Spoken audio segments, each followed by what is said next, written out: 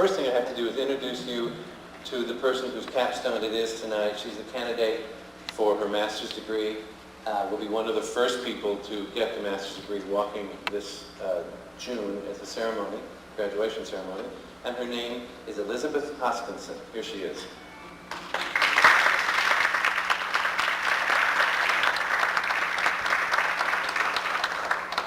Good evening. My name is Elizabeth Hoskinson.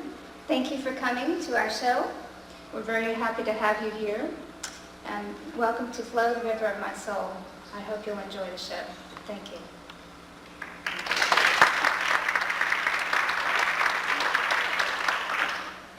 This capstone event is the fulfillment of many dreams for many people. First, for many years, NSU has dedicated employees working on various visions of how to bring the arts to our campus and to our community.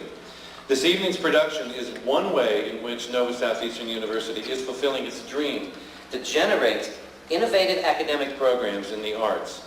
Next, one of the primary objectives of the Interdisciplinary Arts Program of Fischler Graduate School is to provide leadership and guidance to artists, scholars, and teachers of the arts to journey into new territory and take the risks involved in creating new paradigms by exploring the intersection of arts and society, arts and education, arts as a healing modality, arts and commerce, and arts and personal development and transformation. This evening's performance is living proof that the Interdisciplinary Arts Program is fulfilling its mission with passion and ingenuity. There are also some of my own dreams being fulfilled tonight. The opportunity to work with talented artists who use their skills, vast experience in making art, and their recent training in this graduate program to illuminate and educate us through the power of dance, music, visual art, and theater. I'm very grateful to Elizabeth Hoskinson for allowing me to guide her through this process of creation, self-expression, and social awareness. We thank you for sharing this journey with us through the arts. Now, I do want to tell you that this evening's performance is particularly exciting to me because it addresses an issue that we have not addressed in public education much. And it is the chakra, the energetic system based on ancient East Indian philosophy. So Beth has chosen this theme. She's been working on this for 2 years.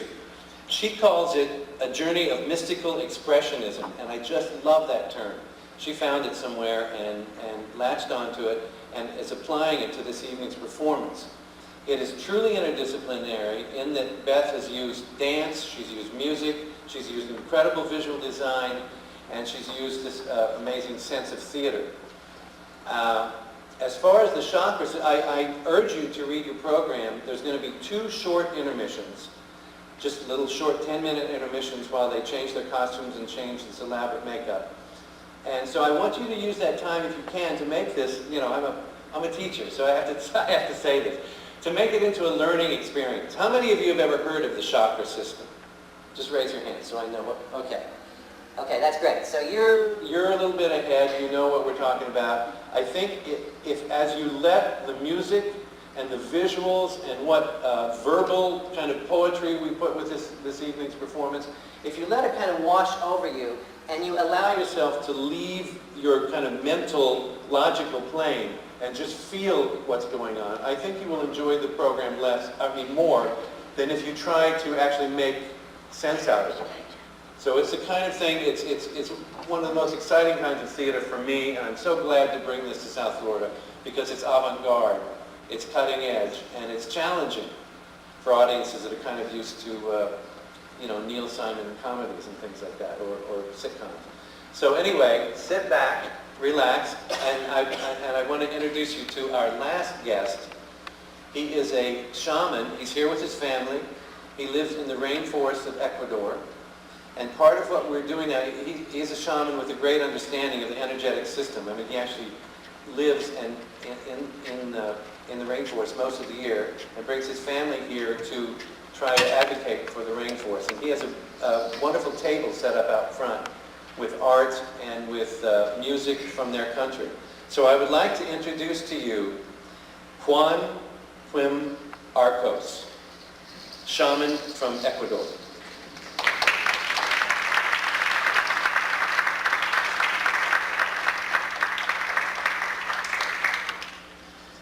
Good evening, ladies and gentlemen. As you can tell, my native language is not English. It's Shuar. We belong to the Shuar tribe in South America, Ecuador, in the middle of the rainforest. I feel so honored to be invited to come this afternoon with my family, and for us, it's just a privilege to be visiting all over the world, sharing the wisdom of the Mother Earth, the gift of the nature that has been helping us to create a balance between what is up here, what we call mind, down here, what is our heart, and at the bottom, our Mother Earth, supporting us day and night, supporting us and giving us all the gifts that we need every single day.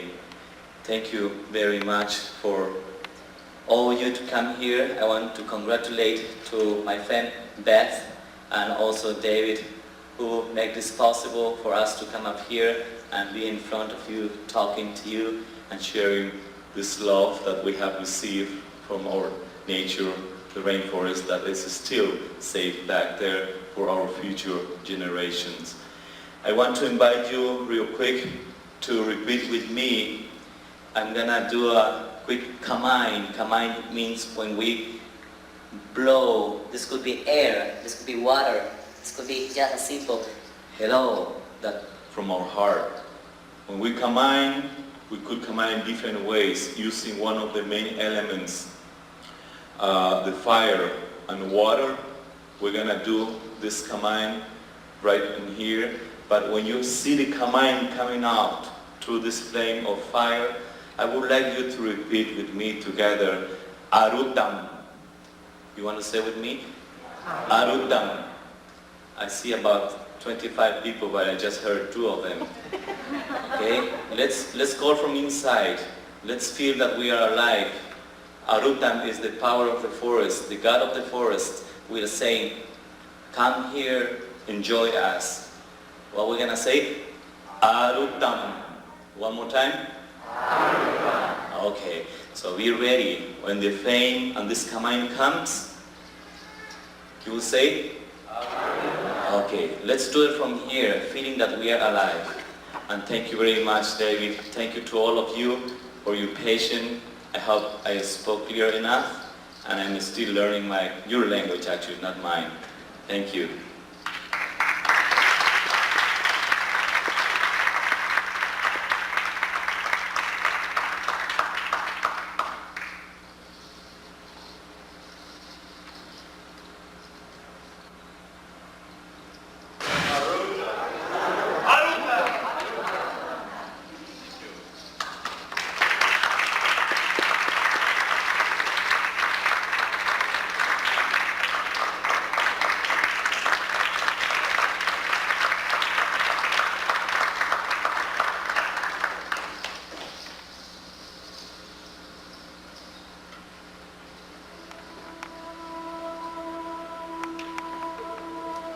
The color of the first chakra is red. It is related to earth, physical identity, and oriented to self-preservation. Located at the base of the spine, this chakra forms our foundation. It represents the element of earth, and it is therefore related to our survival instincts and to our sense of grounding and connection to our bodies and the physical plane.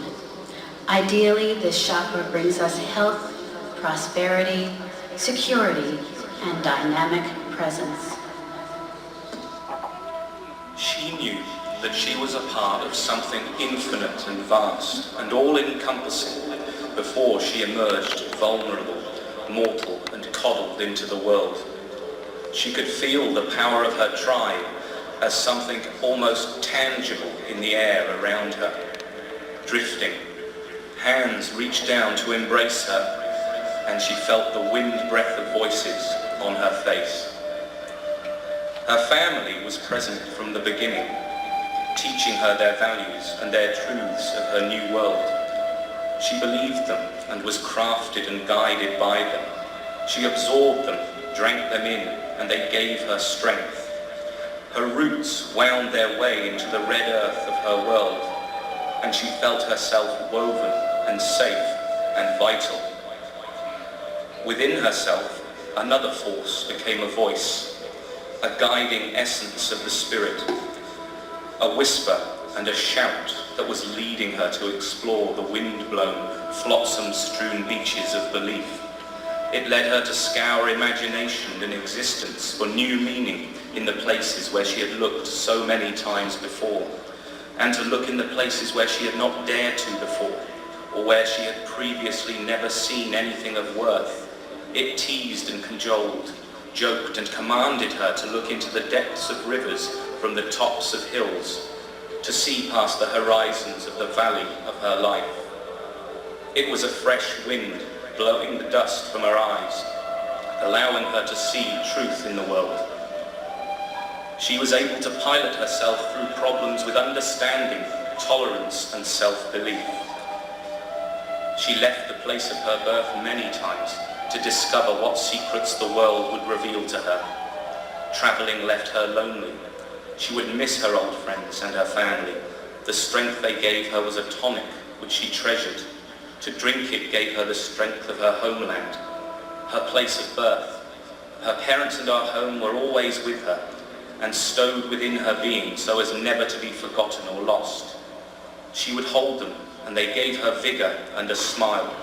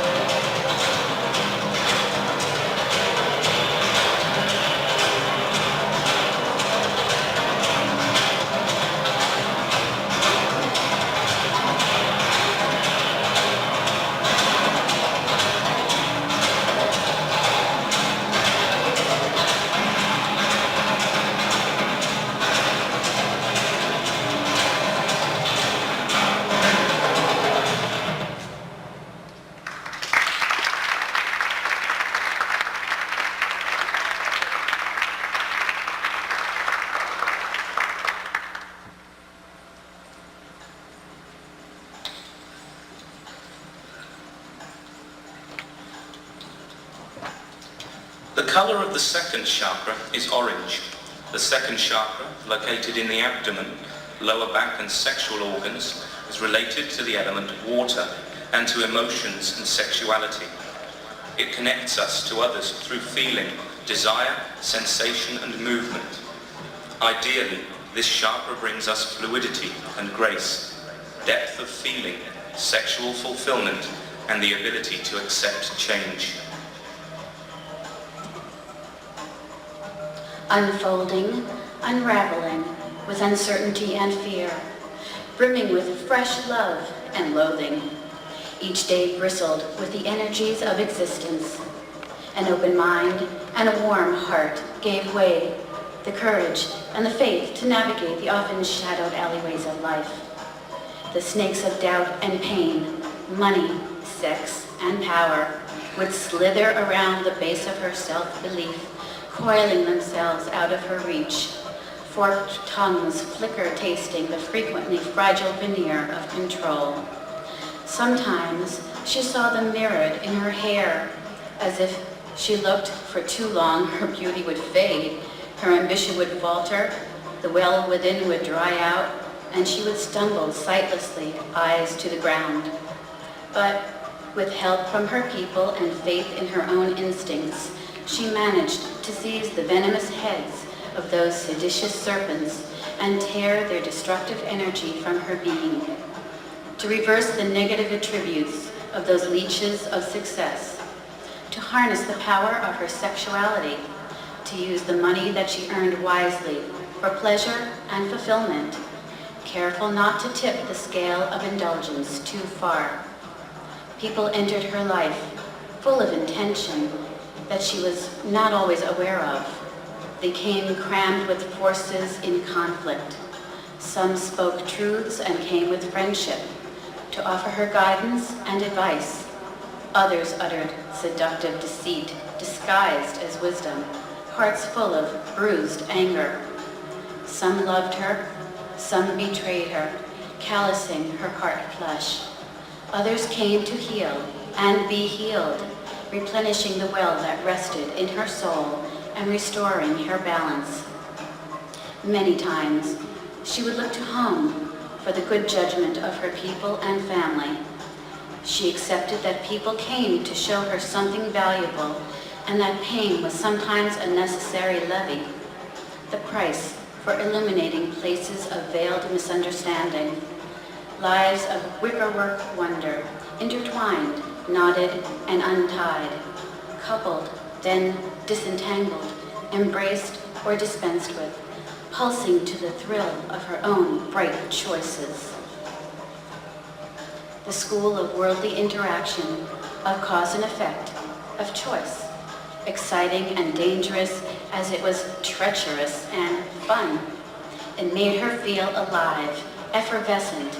Her presence would take her to places she wanted to run from, that disgusted her.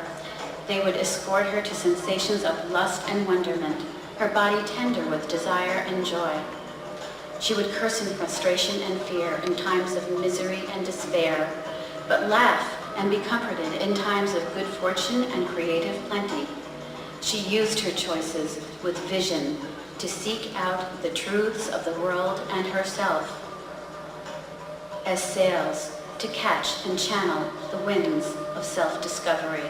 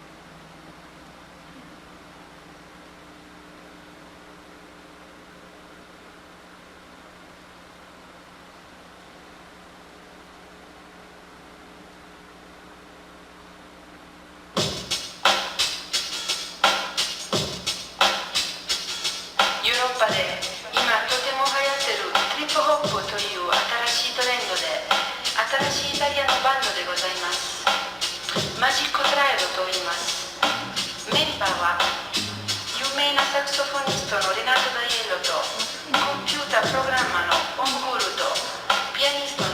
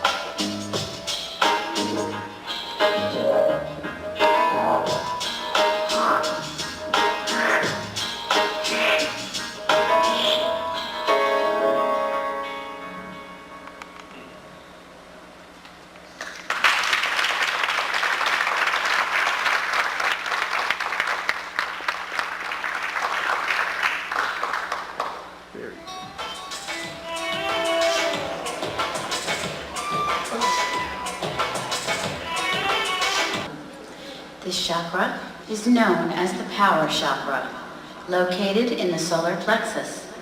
It rules our personal power, will, and autonomy, as well as our metabolism. When healthy, this chakra brings us energy, effectiveness, spontaneity, and non-dominating power. The possibilities that are open to us, but that we are blind to until after we have achieved or squandered them, are there to be sought out, unearthed, and brushed off, using choices that we make as the tools. The decisions we make when we are young, she thought, are the tools that help us build our spiritual foundations on which we will rest and rely. Sometimes walls collapse and roofs fall in. A late afternoon breeze fluttered across her face.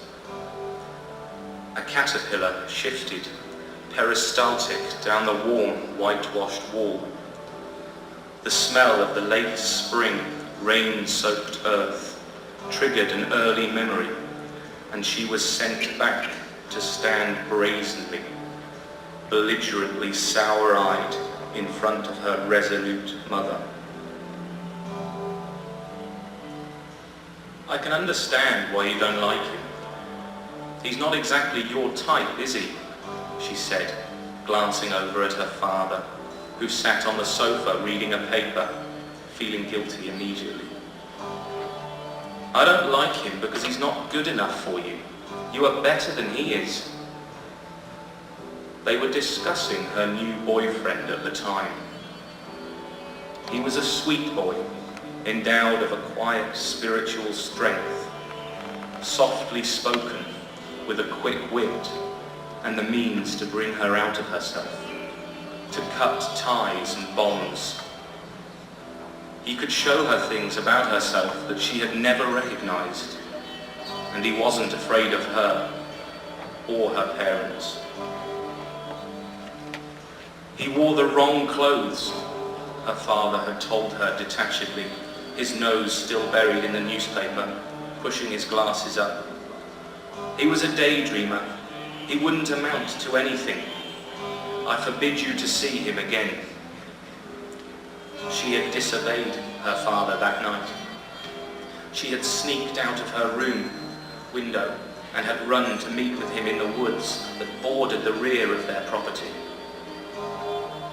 They talked and asked each other questions to which they never thought of lying. She delved into herself, luxuriating in self-understanding. The coppice etched in silver moonlight, a chamber of tranquility. The physical nature held no sway in their place.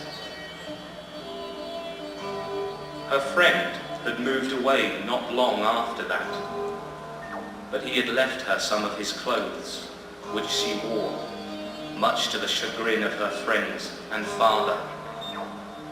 She remembered that she had worn them defiantly green turquoise in front of her mother, who had smiled and said she looked like an insect.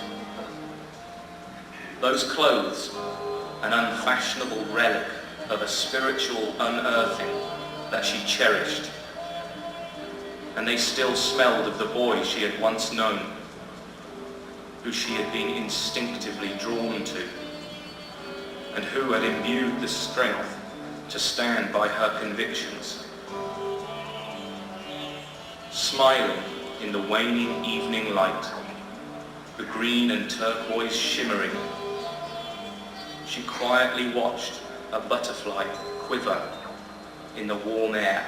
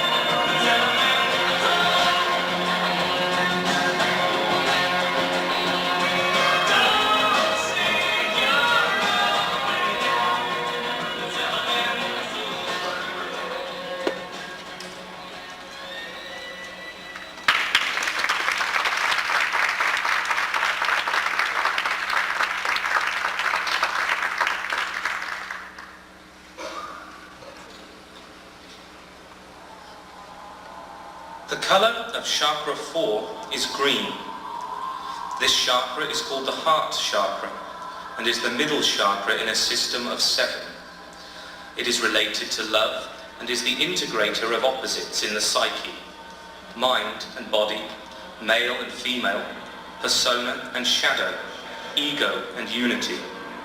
A healthy 4th chakra allows us to love deeply, feel compassion, and have a deep sense of peace and centeredness. In her daily life, like a splinter, there was still the pain of her past, a constant expression of fallibility and transgression, a brutality and spite, the wounds of memory, the injustices done to her as a child. They often made her wince and even cry out in discomfort. To dwell upon them was to indulge herself in the sorrows that leaked from them like poison into her heart. The pain they caused, a reliable companion, a source of comfort, security, and righteousness, self-pity. It gave her the ability to manipulate people. It gave her a dark pleasure to wallow in the selfish extravagance of her wounds, to watch people adjust their behavior around her. They made up a trinity of self-deception, a crutch, a shield, and a double-edged sword. To heal herself, she would have to gaze deep within her being, expose the raw recollections, excavate the pain which she had kept buried all her life. She scrutinized her wounds, picked at them. Many times they broke out again and she would lie fetal, weeping. But she continued to probe, coming to terms with the damage. And when she was ready, she showed her wounds to another whom she could trust. They witnessed her inner lesions. They spoke soothing encouragement. She found her hope at the bottom of the box. Lifting it out, she felt its strength envelop her, determined to be uplifted. The ways in which she had influenced people in her life with her damage, and how her wounds had manipulated her and torn her up, slowly became apparent to her. She recalled and yearned for the people who had been there to share her wounds, those who had dwelled upon her pain with her in collective security. She feared relinquishing the false privileges of the wounded and the routines of cosseted shelter. With courage, support, and the will to heal, she persevered, healing her wounded spirit flesh. She was disciplined and willful. She remembered those who had caused her inner abrasions, past friends, lovers, those who had left her heart broken and abandoned, writhing in the tumult of anguish. To forgive them would also take courage, discipline, and time, releasing the view of herself as a victim and a shadowy, more obscure desire for a personal retribution. With love, inspiration, and compassion, she lifted her spirit, embracing forgiveness. She let kindness fill her soul. Letting go of the vengeful persuasions, she was no longer bound by them. Looking skyward, her eyes open, she watched the stars, releasing the pain into the sparkling ether of the night. Breathing deeply, she turned back toward the house. Treading softly but purposefully, she made her way back to the light and the chatter of friendly voices. With love, inspiration, and compassion, she lifted her spirit, embracing forgiveness.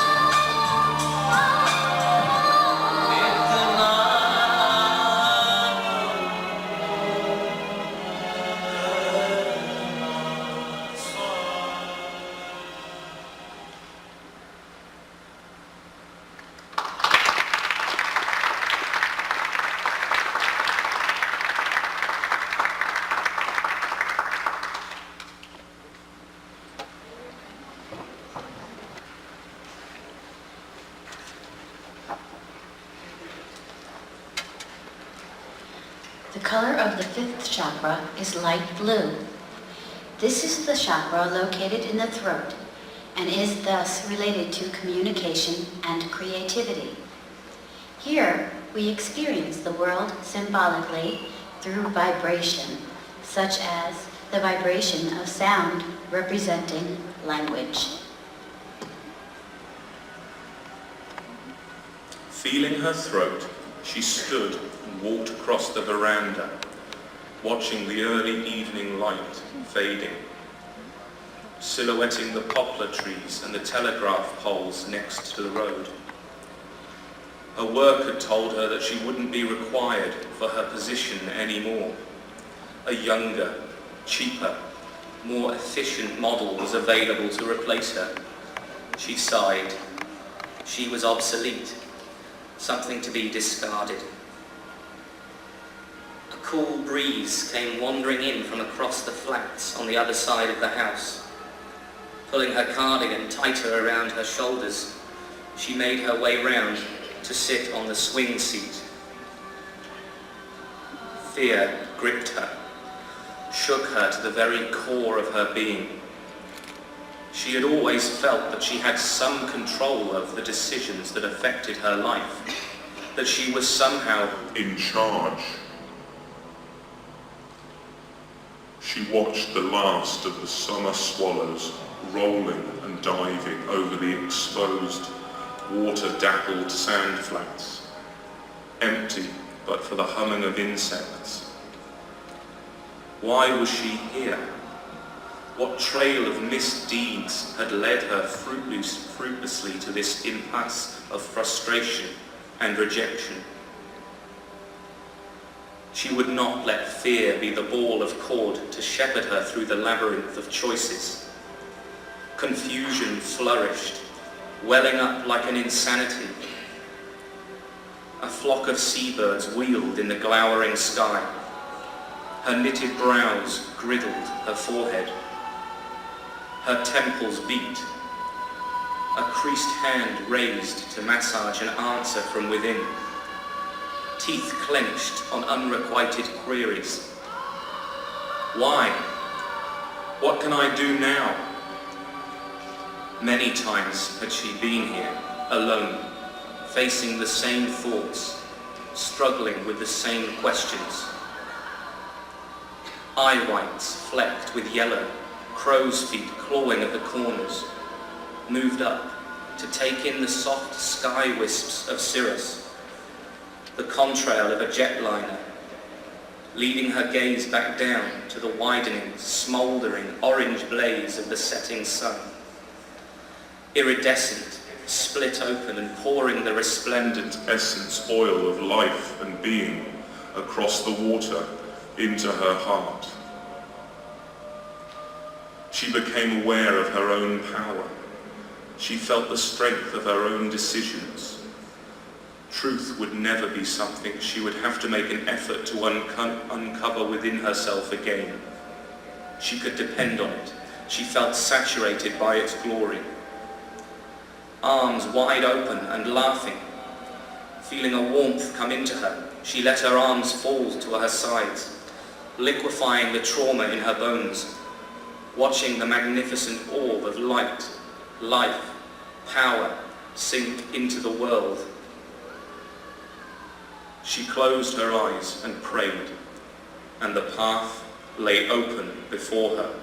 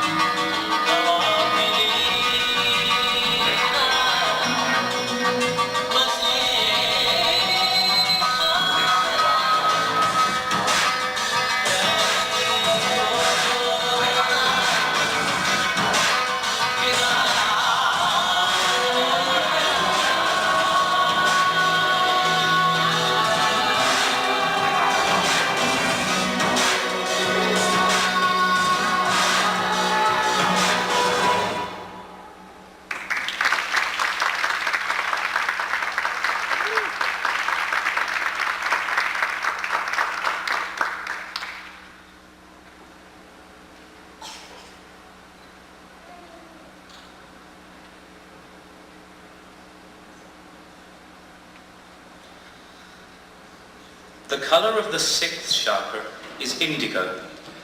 This chakra is known as the brow chakra, or the third eye center. It is related to the act of seeing, both physically and intuitively.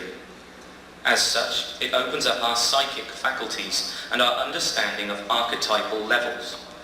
When healthy, it allows us to see clearly, in effect, letting us see the big picture.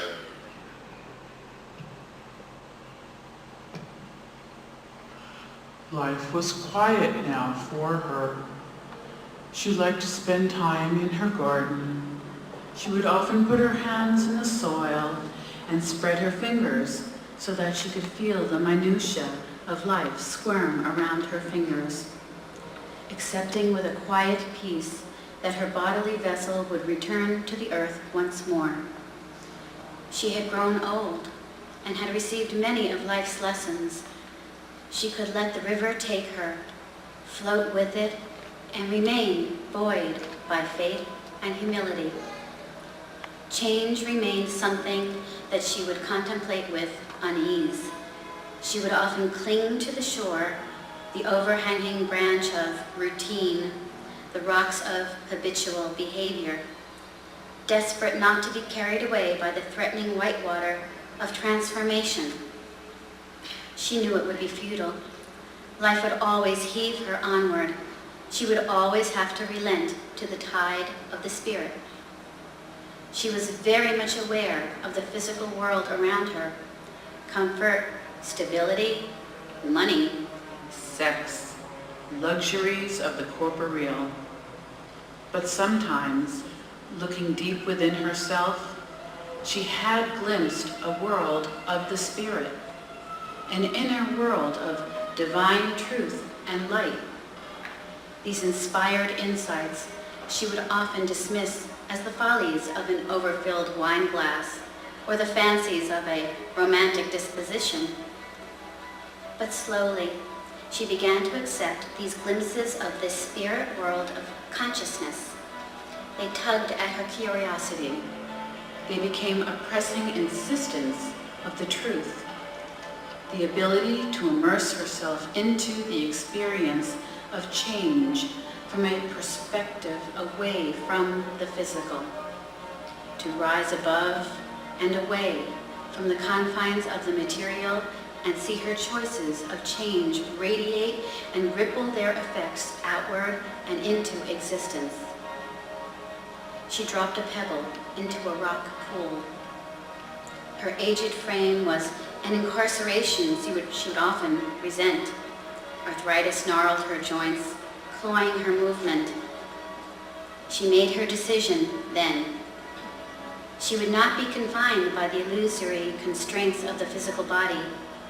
Instead, she would soar both inward and skyward, at the same time joining the power of the head and the heart, physical awareness and detached spiritual consciousness. Combining them, refining her view of existence. Seeing the truth, accepting it, and the changes that must be implemented to live in those truths.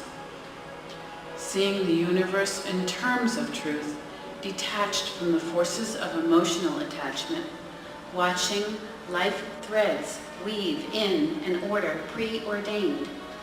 She let the consciousness in, accepted the truth, and banished the illusion. She read and thought in peace now, her consciousness uncluttered. She was able to transcend the barriers of the physical, to glide far above the clouds of life and into the realm of the spirit, which opened up to her and showed her the infinite possibilities of existence. She let the consciousness in, accepted the truth, and banished the illusion.